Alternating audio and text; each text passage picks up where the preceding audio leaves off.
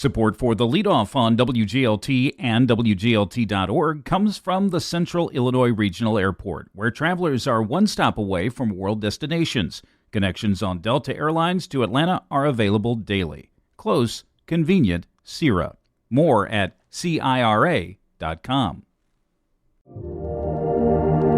The ISU community mourns a leader with an extraordinary calm and record of community service. It's one of the things you need to know to start your day from Monday, August 18th.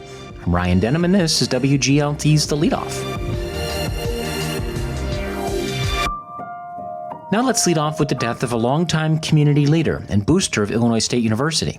WGLT's Charlie Schlenker has more on the life of Bill Sulaski. Bill Sulaski was a principal partner in a large accounting firm in Bloomington Normal. Sulaski chaired the Illinois State University Board of Trustees in the 1990s during key moments in the institution's history.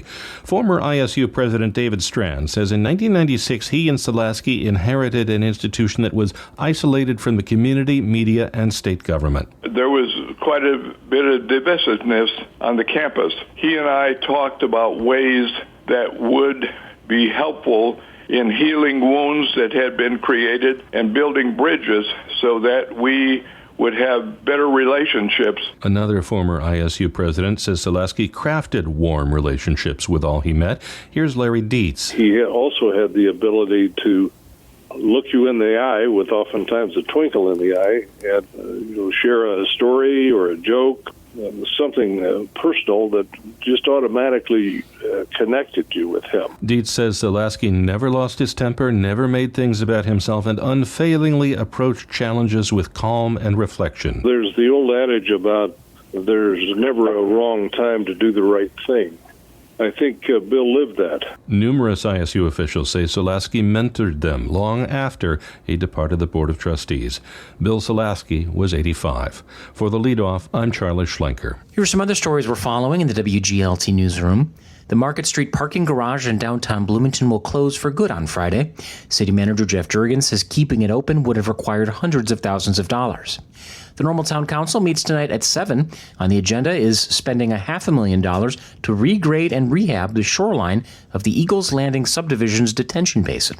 That's to address erosion and improve the water quality. A new union representing employees at ISU's lab schools say they hope to begin negotiating their first contract soon, even as ISU appeals the makeup of the bargaining unit. And be on the lookout for slowdowns near College Avenue and Landmark Drive in Normal today till about 1, as new traffic signals are energized and the old ones removed. You can find more on these stories at WGLT.org. There's a new exhibition on now at university galleries. Shift, Rotate, Reflect by multidisciplinary artist Jen Bervin is the only thing there through December. The show takes up all of University Gallery's rooms with ample programming and a luxurious transformation to their typically crisp white space. It's a long stay, and in fact, Shift, Rotate, Reflect is not entirely new. Bervin's first ever career survey debuted at University Galleries as a virtual exhibition in 2020. WGLT's Lauren Warnicki met her at the gallery last week with director and chief curator Kendra Peitz. Here's Bervin. There's something so magical about being able to make even better decisions and to know that people will get to see the work this time. The literal show is shifted and rotated and a reflection on what it was the first time, right? It gave us a lot of room to play and to switch things up and to think anew. So I think there are a dozen new works in this show that kind of slide in under the radar looking like works that were here before, but there's a sense of renewal. And there's also a sense of, for me, what this show did. What did it do?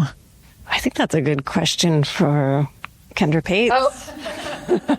Come a little closer. I think it's so exciting to have the opportunity to really realize ideas. I think this is the epitome of what a university is for, is experimenting with ideas, inviting the public in.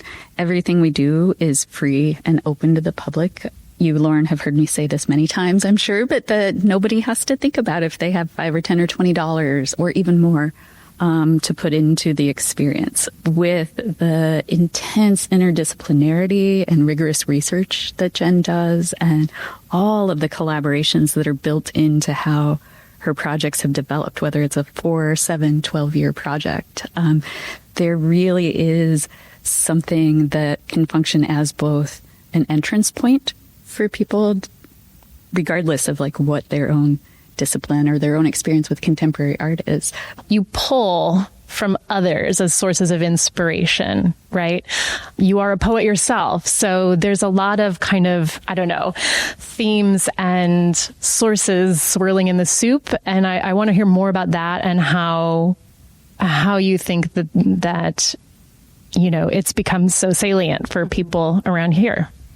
Well, I think the languaging that's happened in art around pulling from others, for example, or appropriation, those words are often what people reach for when they think about work that does that. But what I'm reaching for is relation.